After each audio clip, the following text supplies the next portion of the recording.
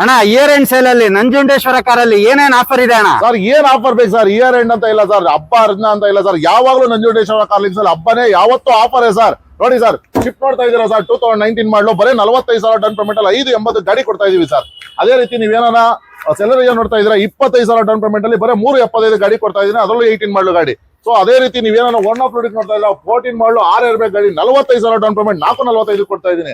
ಅದೇ ರೀತಿ ಶಿಫ್ಟ್ ನೋಡ್ತಾ ಇದೀರಾ, 380 ಬರೀ 80,000 ಡೌನ್ ಪೇಮೆಂಟ್ ಕೊಡ್ತಾ ಇದೀನಿ, 13 ಮಾಡಲು ಡೀಸೆಲ್.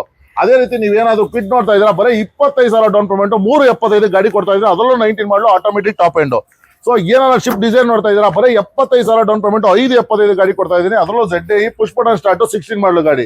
ಅದೇ ರೀತಿ 2020 ಮಾಡಲು ಶಿಫ್ಟ್ ಏನೋ ನೋಡ್ತಾ ಇದೀರಾ, ಬರೀ 50,000 ಡೌನ್ ಪೇಮೆಂಟ್ ಬರೀ 5,95,000 ಗಾಡಿ ಕೊಡ್ತಾ ಇದೀರಿ.